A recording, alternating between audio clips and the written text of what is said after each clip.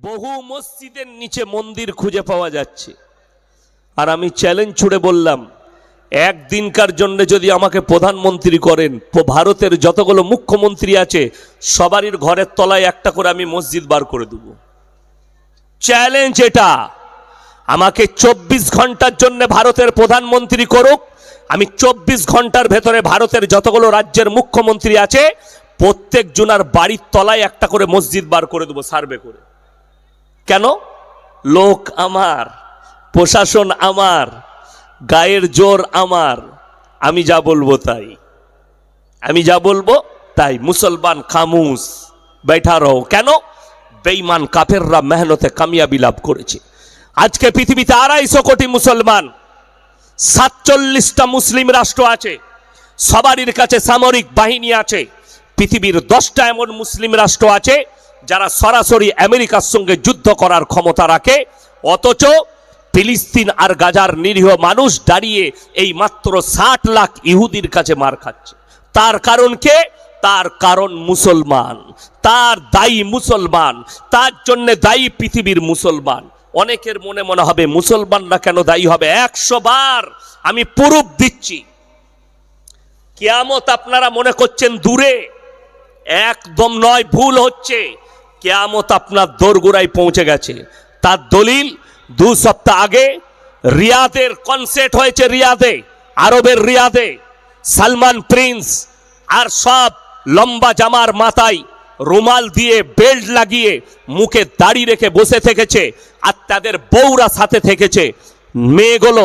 আর সেখানে পৃথিবীর একটা ন্যাংটো ড্যান্সার যার নাম হচ্ছে জেনিফার লোপেজ, কয়েক কোটি টাকা নিয়েছে, 50 থেকে 60 কোটি।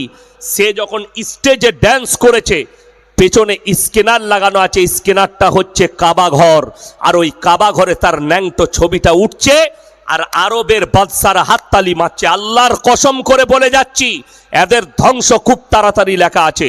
যারা মনে করছেন আরবের বাদশা সালমান প্রিন্স, আজিজ তার বাপ, এরা আরবিয়ান, এরা কেউ আরবিয়ান নয়। অন্য দেশ থেকে এসে রাজ কায়েম করেছে, রাজত্ব ধরেছে।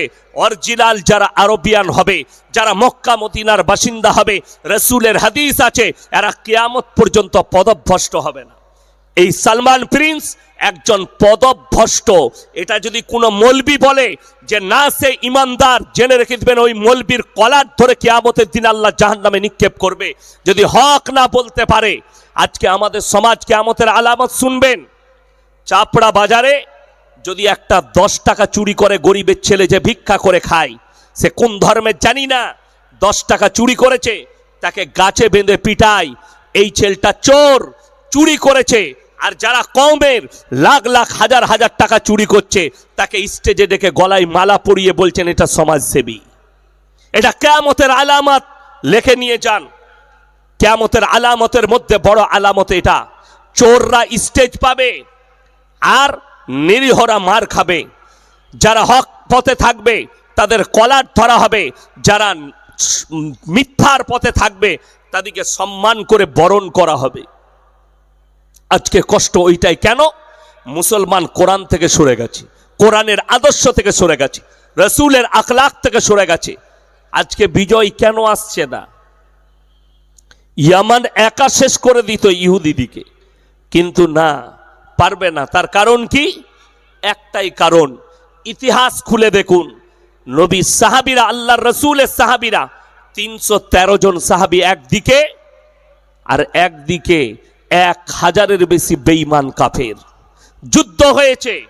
আল্লাহর কসম, আল্লাহর প্রতি বিশ্বাস, কালমার উপরে টিকে থাকা, ইমানের উপরে টিকে থাকার কারণে আল্লাহ তাদেরকে জয় লাভ করিয়েছেন। জোরে বলুন সুবহানাল্লাহ। আর আজকে দাঁড়িয়ে মার খাচ্ছে। 42,000 খালি শিশু মারা গেছে 1 বছরে, নিরীহ শিশু, বাচ্চা। ইসরায়েল এত হামলা হেনেছে, বোম ফেলিয়েছে, নীরব হয়ে বসে আছে গোটা পৃথিবী। রাষ্ট্রসংঘে হারামের আওলাদরা বসে আছে, পৃথিবীর সবাই তাকিয়ে দেখছে। আজকে দেখুন, আপনি বলছেন আন্দোলন করব, আরে নূপুর শর্মার থেকেও বড় হারামের আওলাদ হচ্ছে নাজিয়া ইলাই খান, যে প্রতিনিয়ত গালি দিচ্ছে। আমি আজকে এমন একটা কথা উত্তর দিয়ে যাব, যতগুলো শিক্ষিত হারামখোর আছে যারা রসুলের বিরুদ্ধে কথা বলে, যারা কোরআনের বিরুদ্ধে বলে, তাদের মুখগুলোয় ট্যাপ লাগিয়ে দিয়ে যাচ্ছে আজকে আমি এই চাপড়া থানায়। যারা রসুলের ওপরে আঙ্গুল তুলেছে, আল্লাহ নবী সাল্লাল্লাহু আলাইহি সাল্লাম 6 বছর বয়সে মা আয়েশা সিদ্দিকা রাদিয়াল্লাহু তাআলা আনহাকে বিবাহ করলেন। 9 বছর বয়সে সংসার শুরু করেছেন। অনেক শিক্ষিত লোক বলছে, কার কথায় সুর মিলিয়ে এই নূপুর সারবার মতো হারামের আওলাদ তার কথায় সুর মিলিয়ে বলছে আল্লাহ নবী কেন করলেন? নবীজি করেছেন 1450 বছর আগে। এই বদনামটা করছেন, এই কথাটা কেউ বলে না। নবীজি 25 বছরের সুন্দর একটা যুবক, আর তিনি বিবাহ করলেন একজন 40 বছরের বুড়ি বিধবা হযরতে খাদিজাতুল কুবরা রাদিয়াল্লাহু তাআলা আনহাকে। এই প্রশংসা কারো মুখে নেই। খোঁজলেন এই ভারতের মাটিতে এমন একটা প্রথা ছিল, অমুসলিম ভাইদের সতীদাহ প্রথা। মানুষ মারা গেলে, স্বামী মারা গেলে সেই চিতার ওপরে জ্যান্ত অবস্থায় স্ত্রীকে জ্বালানো হতো। বন্ধ করেছে রাজা রামমোহন রায়। বায়োডেটা মুহাম্মদ সাল্লাল্লাহু আলাইহি সাল্লাম, রসুল সাল্লাল্লাহু আলাইহি সাল্লাম 11টা বিবাহ করেছেন, 10টা বিধবাকে করেছেন। জোরে বলুন সুবহানাল্লাহ। নবীজি আদর্শ দিলেন, বিধবাটা ডাস্টবিনে ফেলার জন্য নয়, বিধবাটা রাস্তায় ঘুরে বেড়াবার জন্য নয়, বিধবাটা জিনা করার জন্য নয়। তোমাদের যদি ইচ্ছা জাগে, পছন্দ হয়, বিবাহ করে স্ত্রী রূপে গ্রহণ করো। আল্লাহ এর মধ্যেও খায়ের আর বরকত রেখেছে। জোরে বলুন সুবহানাল্লাহ। অথচ মুসলমান প্রশ্ন তুলে, নবীজি কেন বিবাহ করলেন এত অল্প বয়সী একজন মহিলাকে? জিনার বয়স মাত্র 6 বছর, সংসার শুরু করলেন 9 বছর বয়সে। যতগুলো স্কুল কলেজ ইউনিভার্সিটি আছে, তাদের প্রিন্সিপালের মাথার ওপরে ঈশ্বরচন্দ্র বিদ্যাসাগরের ছবি টাঙানো থাকে না? থাকে না? স্কুলের হেডমাস্টারের মাথায় কবিগুরু রবীন্দ্রনাথ ঠাকুরের ছবি, ঈশ্বরচন্দ্র বিদ্যাসাগরের ছবি, বঙ্কিমচন্দ্র চট্টোপাধ্যায়ের ছবি, স্বামী বিবেকানন্দের ছবি, সত্যেন্দ্রনাথ বসুর ছবি। ইনারা হচ্ছেন মনীষী। শোনো, তুমি নবীজিকে গালি দিয়েছো। নবীজি 6 বছর বয়সে মা আয়েশাকে বিবাহ করেছেন এবং 9 বছর বয়সে সংসার শুরু করেছেন। নাম্বার 1, ঈশ্বরচন্দ্র বিদ্যাসাগর ইতিহাস তুলে দেখলেন, যেদিনে বিবাহ করেছেন সেদিনে উনার স্ত্রীর বয়স ছিল মাত্র 7 বছর। 7 ইয়ার্স। কত বললাম? 7 বছর। যেদিনে বঙ্কিমচন্দ্র চট্টোপাধ্যায় যেদিনে বিবাহ করেছেন সেদিনে বয়স ছিল তিনার স্ত্রীর মাত্র 5 বছর। কবিগুরু রবীন্দ্রনাথ ঠাকুর যেদিনে বিবাহ করেছেন সেদিনে বয়স ছিল 11 বছর। সত্যেন্দ্রনাথ বসু যেদিনে বিবাহ করেছেন স্ত্রীর বয়স ছিল মাত্র 6 বছর। যত বদনাম কার? মুহাম্মাদের।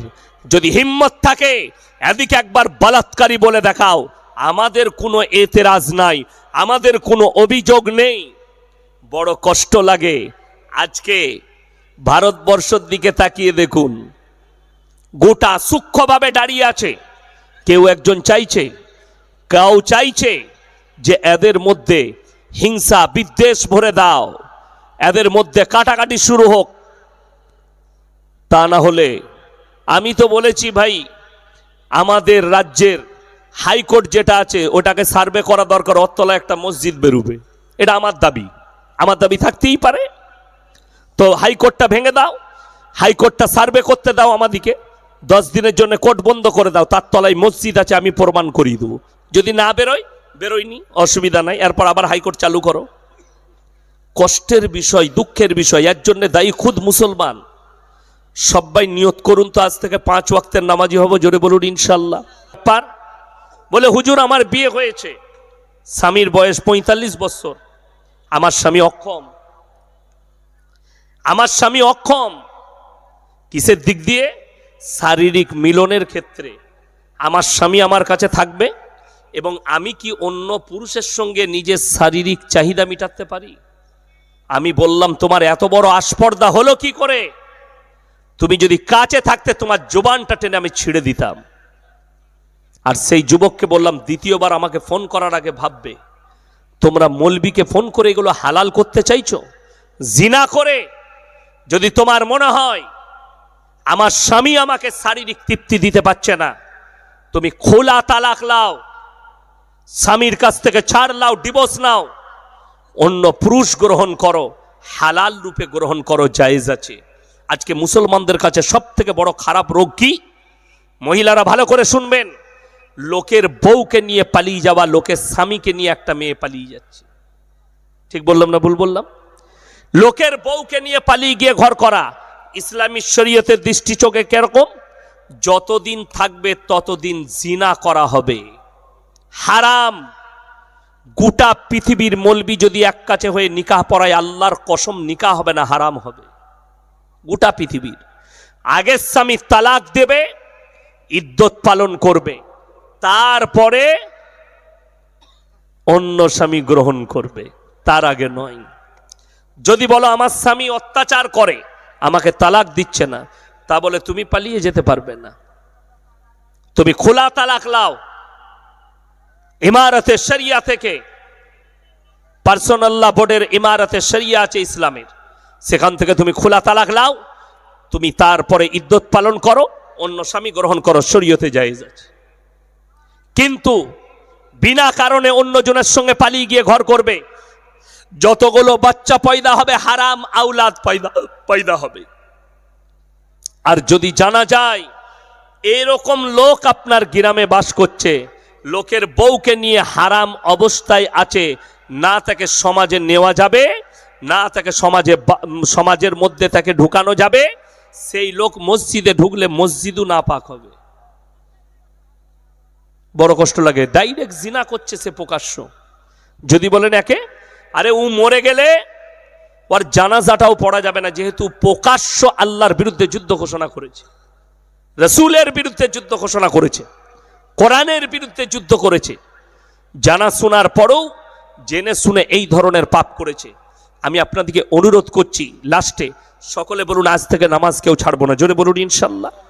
নামাজ পড়ুন, হকের ওপরে টিকে থাকুন। আপনি চোখের সামনে একটা হক কথা বলবেন তো আপনার ওপরে সাময়িক কেউ রেগে যাবে, পরবর্তীতে আল্লাহ যখন তাকে হিদায়াত দিবে, বুঝতে পারবে এটা ভুল, তখন সে কিন্তু আপনার উপরে খুশি হবে। 3 বছর আগেকার ঘটনা, আমি আজ 17 বছর কোনো জায়গায় বিয়েতে যাওয়া, বিয়ে পড়ানো ছেড়ে দিয়েছি, যাই না। তো আমাকে একজন ফোন করলো, আমার বন্ধু কাছের লোক, হুজুর আমার শালা বিয়ে আছে, তো আমার শালা চাই আপনি যেন নিকাহটা পড়ান, বিয়েটা পড়ান। আমি বললাম যদি হারাম বিবাহ হয় তাহলে আমি নাই, যদি পণের বিয়ে হয় নাই, যদি গান বাজনার বিয়ে হয় আমাকে বাদ দাও। বললে না হুজুর এগুলো কিচ্ছু হবে না। মানে ভালো। মুর্শিদাবাদে জলসা ছিল, আমার ড্রাইভারকে বললাম ওখানেই খানা খাবো, বিয়ে পড়িয়ে বেরিয়ে যাবো, গোসল করে বেরিয়ে গেলাম। আমি কিন্তু সবারই আগে ঢুকেছি, বিয়ে বাড়িতে গিয়ে দেখছি ডিজে বাজছে।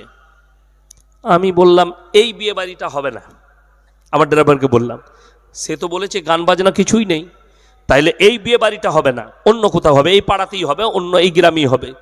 সঙ্গে সঙ্গে মেয়ের বাপ দেখতে পেয়েছে, ছুটে গাড়ির কাছে এসছে, হুজুর এই বাড়িটাই। আমি বললাম আমি যে শর্ত রেখেছিলাম গান বাজনা হলে সেই বিয়ে আমি পড়াবো না। ওই যে হুজুর ছোট ছেলেরা করছে। আমি বললাম তুমি কি হিজড়ে? তুমি যদি হিজড়ে হও তাহলে প্রকাশ্যে বলো যে আমি হিজড়ে, তাহলে অসুবিধা নাই, আমি তারগুলো কেটে দিচ্ছি গিয়ে। সে চুপচাপ বলছে হুজুর চলে যাবেন না, একটু নাস্তা করে যান। আমি বললাম আল্লাহর রাস্তায় দিনের পথে থাকার কারণে তোমার থেকে ভালো নাস্তা আল্লাহ প্লেটে প্রত্যেক দিন আমাদের কাছে নিয়ে আসে, ওই জন্যে এই নিকাহ আমি পড়াবো না। আমি গাড়ি ছেড়ে বেরিয়ে গেলাম, কুলির কাছে এসে একটা হোটেলে ভাত খেয়ে জলসায় চলে এলাম। আমার ভাই আমার সঙ্গে 1 বছর কথা বলেনি সেই বন্ধু, তারপরে যখন হক বুঝতে পেরেছে আমার হাত ধরে ক্ষমা চেয়েছে, যে আমি বুঝতে পেরেছি ভুল হয়েছিল আমাদের। এমন আল্লাহ তোমাকে হিদায়াত দিয়েছে, এটাই আমার জন্য অনেক ব্যাপার যে তুমি হক বুঝেছো। আমি নিজের আত্মীয়র বিয়ে থেকে পালিয়ে এসেছি, আজকে বড় কষ্ট লাগে। মুর্শিদাবাদ, নদিয়ায়, মালদায়, দিনাজপুরে পণ না দিলে বিটির বিয়ে হয় না। প্রকাশ্যে নামাজি লোক মুখে দাঁড়িয়ে আছে, বেটার বিয়েতে পৌঁছাইছে, তুমি আল্লাহর কাছে কি জবাব দেবে? এত বড় হারাম কাজ করছো। আরে তুমি বেটা পয়দা পড়েছো না পাঁঠা পয়দা করেছো যে পাঁঠা বিক্রি করছো? গলায় গামছা দিয়ে হাঁটে নিয়ে যাও যে আমি পাঁঠা জন্ম দিয়েছি, পাঁঠা বেচতে এনেছি, তোমার বেটার গলায় গামছা দিয়ে নিয়ে যাও। আর যদি বলো মরদ পয়দা করেছি, 1 টাকা নেব না। আপনি বলুন, আপনারা কেউ যদি বেটার বিয়েতে বলে আমি 10 ঘড়ি সোনা নেব, সোনাটা শাশুড়ি পড়বে না বৌমা পড়বে? কথা বলেন, বৌমা পড়বে। তাহলে তার লেগে তুমি কেন পাপ করবে? ভোগ করবে সে, আর পাপ করছে বাপ। কথাটা বুঝতে পারেননি আমার? খরচা করছে বেটার বিয়েতে। ওই জন্যই তো বললাম অলিমা খাওয়ানো সুন্নত। তাও অলিমা খাওয়াচ্ছে, খানা খাওয়াচ্ছে কার পয়সায়? বিয়ায়ের পয়সায়। তুমি না মরদ হিজড়ে, তোমার পয়সা নাই। আমার মায়েদিকে বলছি অনুরোধ করে, আজকে শুনেলেন বেঈমান কাফেররা কিভাবে আমাদের ব্রেনগুলোকে দখল করেছে। নবীজি সাল্লাল্লাহু আলাইহি সাল্লাম বলেছেন হাদিস, যে বাড়িতে মেয়ে পয়দা হয় সেই বাড়িতে আল্লাহর রহমত বর্ষিত হয়। আর আজকে আমাদের মা বোনরা, কোনো বউ মায়ের যদি পরপর 2টো মেয়ে হয়, অনেক মেয়েরা বলে এটা আমার কুলোচ্ছনে বৌমা, বেটা হয়নি, 2টো বিটি হয়েছে। হ্যাঁ আমার যুবক, তোমার মা যদি বলে তোর বউ কুলোচ্ছনে 3টে বিটি হয়েছে, তোমার মাকে জিজ্ঞেস করবে তাহলে তোমার মা কত বড় কুলোচ্ছনে যে তোমাকে পয়দা করেছে। কথা বুঝতে পেরেছেন? তুমি তোমার মাকে জিজ্ঞেস করো আমার নানি কত বড় কুলোচ্ছনে ছিল। কেউ যদি বলে তোমার 3টে বিটি হয়েছে, বউকে তালাক দিয়ে দাও, তুমি তোমার মাকে বলবে আগে আমার নানাকে বল, তোর মাকে আগে তালাক দিবে, যেহেতু তোকে পয়দা করেছে। একজন মহিলা মেয়ে হয়ে সে মেয়ের বিরোধিতা করে। আল্লাহর নিয়ামত, ছেলে হোক কিংবা মেয়ে হোক, শুকর আদায় করো আল্লাহর কাছে, কেঁদে আল্লাহ তুমি সন্তান দিয়েছো। আরে বেটার বিয়ে দিবেন, রুজির মালিক সকলে বলুন কে? আগেও বললাম, আবার বলছি, রুজির মালিক হচ্ছেন 1 নম্বরে আল্লাহ। আল্লাহ যদি রুজির মালিক হয়, যদি আল্লাহকে বিশ্বাস করেন তিনি রুজির মালিক, তাহলে কেমন করে তোমার দ্বিধাবোধ হয়? তোমার ব্রেন কি করে বলে যে রুজির মালিক যদি আল্লাহ হয়, তাহলে আমি কি করে বিশ্বাস করি যে আমার বেটার বিয়েতে পণ নিলে? শুনেলেন, কেউ যদি নিজের বেটাকে 10 কোটি টাকা দিয়ে যায়, তার তকদিরে যদি ভিক্ষা করা লেখা থাকে, আল্লাহর কসম ভিক্ষা করে খাবে। কোটিপতি হলেও তার তকদিরে ভিক্ষা করা লেখা থাকলে ভিক্ষা করে খাবে।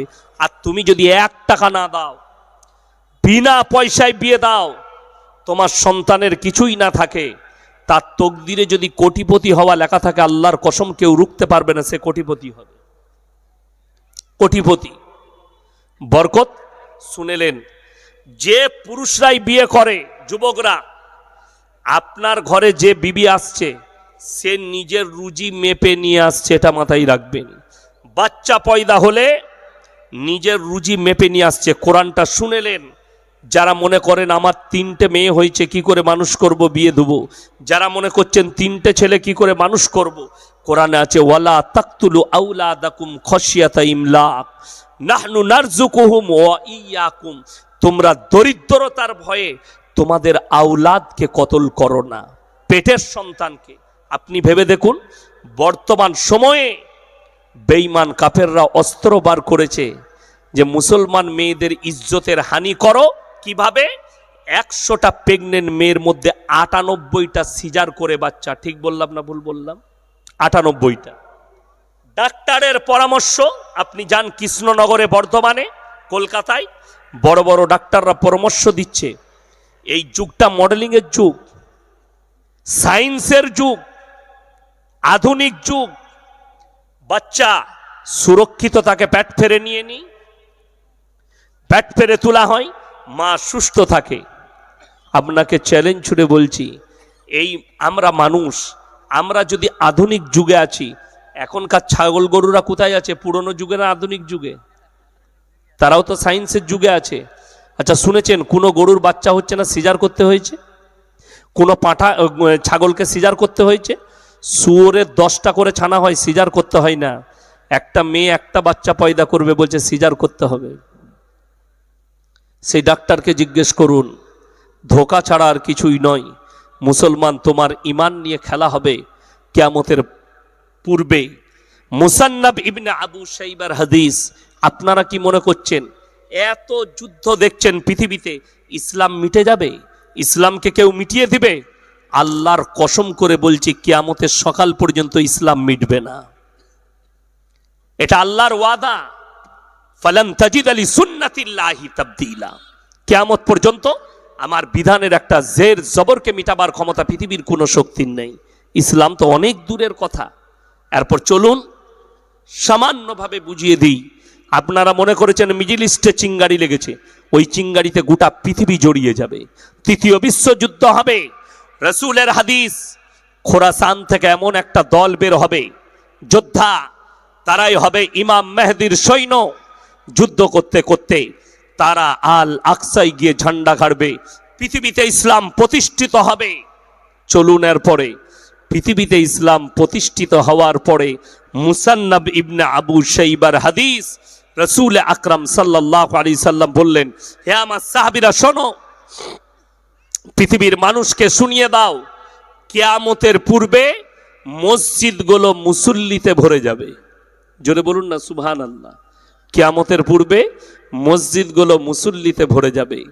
নবীজি ইতস্ত বোধ করলেন। সাহাবীরা বললেন, ইয়া রাসূলুল্লাহ, আপনি ইতস্ত বোধ করলেন? নবীজি বললেন, শোনো, কিয়ামতের পূর্বে মসজিদগুলো তো ভরে যাবে মুসল্লিতে, কিন্তু তারা হবে সুদখোর মুসল্লি, তাদের মধ্যে ইমানদার আর খুঁজে পাওয়া যাবে না। মুসান্নাব ইবনে আবু শাইবার হাদিস। সাহাবীরা কাঁদলেন। আমার ভাই, প্রত্যেকটা ভাই নিয়ত করুন হালালের ওপরে চলবো। জোরে বলুন ইনশাল্লাহ। হারাম থেকে নিজেদিকে বাঁচাবো, হারাম কাজ থেকে নিজেদিকে সরিয়ে নিয়ে আসবো, হকের ওপরে টিকে থাকুন। ফ্যামিলিতে শুনেলেন, যারা 5 ওয়াক্তের নামাজি হবে মৃত্যুকাল পর্যন্ত তার কাছে রুজিতে আল্লাহ কমি দিবেন না। তোমার পরিবারকে বলো নামাজের জন্যে। তোমার ছেলে 7 বছর বয়স হলে নামাজের তাকিদ দেন, 8 বছর বয়স হলে নামাজের তাকিদ দেন। বালিগ হয়ে গেলে নামাজ না পড়লে তার উপরে বেত্যাঘাত করুন, তার উপরে মারুন, তাকে মারো।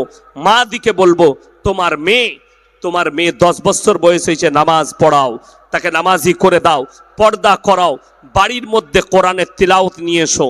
আল্লাহ তোমার রুজিতে বরকত দেবে, তোমার ইমানে বরকত দেবে। মরণের পরে কবরটা আসান হবে, কিয়ামতের ময়দান আসান হবে। কিয়ামতের ময়দানটা মারাত্মক কঠিন ময়দান হবে। কিয়ামতের ময়দানটা এত কঠিন হবে আপনি অনুভব করতে পারবেন না, এত মারাত্মক কঠিন হবে। তাই আমার ভাই, আমার মা বোন, যারাই এখানে এসছেন, প্রথম থেকে এতক্ষণ পর্যন্ত বসে আছেন, আল্লাহ সকলকে কবুল করুক, আজকের রাত্রিকে কবুল করুক, আজকের জলসাকে আল্লাহ কবুল করে লেক। যে ভাইয়েরা মেহনত করে জলসা দিয়েছেন, এই জলসা কমিটির আল্লাহ সকল সদস্যকে আল্লাহ নামাজি মুসল্লি দিনদার বানিয়ে দেখ। সকলের জানে মালে ইজ্জতে আল্লাহ বরকত দেখ, কারবারে আল্লাহ বরকত দেখ। আমার ভাই, প্রত্যেকটা ভাইকে অনুরোধ করব যে সবাই মসজিদমুখী হন, নামাজি হন, দিনদার হন। আল্লাহ আমাদের সকলের জানে মালে ইজ্জতে বরকত দেখ, কারবারে বরকত দেখ। আমিন। ওয়া আখিরু দাওয়ানা আনিল হামদুলিল্লাহি রাব্বিল আলামিন। সবাই দরুদ শরীফ পড়ুন। আল্লাহুম্মা সাল্লি আলা মুহাম্মাদিন ওয়া আলা আলি মুহাম্মদ কামা সাল্লাইতা আলা ইব্রাহিম ওয়া আলা আলি ইব্রাহিম ইন্নাকা হামিদুম মাজিদ। আল্লাহুম্মা বারিক আলা মুহাম্মাদিন ওয়া আলা আলি মুহাম্মদ কামা বারাকতা আলা ইব্রাহিম ওয়া আলা আলি ইব্রাহিম ইন্নাকা হামিদুম মাজিদ। ربنا آتنا في الدنيا حسنة وفي الآخرة حسنة وقنا عذاب النار. ربنا لا تزغ قلوبنا بعد إذ هديتنا وهب لنا من لدنك رحمة إنك أنت الوهاب. ربنا اغفر لنا ولإخواننا الذين سبقونا بالإيمان ولا تجعل في قلوبنا غلا للذين آمنوا ربنا إنك رؤوف رحيم. या अल्लाह हमरा गुनाहगार, खताकार, पतकार, सियाकार, गुनाहকে মাফ করে দাও, খাতাকে দরগুজার করে দাও। আমাদের সকলকে তুমি পরেজগার, মুত্তাকি, দিনদার বানিয়ে দাও, তোমার দিনের প্রতি পরিচালিত করে দাও। আমরা অসহায়, দুর্বল, ভিখারির মতো হাত দুটো তুলে ধরেছি, তুমি আমাদের হাতকে ফিরিয়ে দিও না। আজকের এই মজমায় যে সমস্ত ভাইয়েরা, মায়েরা, বোনেরা আমরা হাত তুলেছি, হাত তোলার পূর্বে পূর্বে বিগত জীবনের সগীরা কবিরা, জাহিরি বাতিনি, দিনের দিবালে রাতের অন্ধকারে জেনে অজেনে যত পাপ করেছি সব তুমি ক্ষমা করে দাও। আমাদের পূর্বপুরুষ যারা দুনিয়া থেকে চলে গেছে তাদের কবরের দিকে জান্নাতুল ফিরদৌসের দরজা খুলে দাও। আল্লাহ, আমরা যখন হাজরি দেব কালমার সঙ্গে যেন হাজরি দিতে পারি, কালমার সঙ্গে খতবা নসিব করো, কিয়ামতের ময়দানকে আসান করে দিও। তোমার রসুলের হাতে হাউজে কাউসার তুমি দান করো, তোমার রসুলের পাশে বসার তুমি তৌফিক দান করো। যেভাবে চললে তুমি রাজি খুশি হবে সেইভাবে পরিচালিত করে নাও। আমরা তো বড় দুর্বল, জানি না তুমি কাকে ভালোবাসো। কত উলামায়ে দ্বীন হাত তুলেছেন, কত মুরব্বী বাবাজি, কত নওজওয়ান, কত মাসুম, কত ইমাম সাহেব, কত মা বোন। আল্লাহ তুমি যাকে ভালোবাসো তার মুখের দিকে তাকিয়ে দোয়াকে কবুল করে নাও। যে ভাইয়েরা মেহনত করে জলসা দিয়েছে, আল্লাহ তুমি এই পুরো জলসা কমিটিকে দিনের জন্য কবুল করে নাও। আল্লাহ ইনাদের জানে মালে, ইজ্জতে, কারোবারে, ব্যবসা বাণিজ্য, রুজি রোজগারে বরকত দাও। আল্লাহ সমস্ত রকমের হারাম কাজ থেকে তুমি আমাদেরকে হিফাজত করো, হালালের দিকে তুমি নিয়ে যাও। আল্লাহ যত রকমের বুড়াই আছে হিফাজত করো, যত রকমের ভালাই আছে তুমি দান করো। যেভাবে চললে তুমি রাজি খুশি হবে সেইভাবে পরিচালিত করে নাও। ফিতনার ফিতনা থেকে, হাসিদিনের হাসাদ থেকে তুমি হিফাজত করো।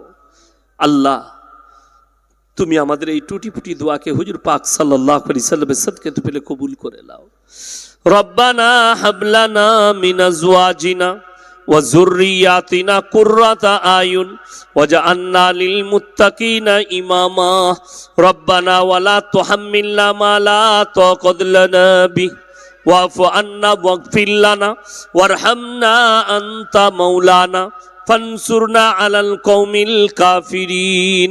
ওয়া সাল্লাল্লাহু তাআলা আলা খায়রি খালকিহি মুহাম্মাদিন ওয়া আলিহি ওয়া আসহাবিহি আজমাইন বিরহমাতিকা ইয়া আরহামার রাহিমিন। আসসালামু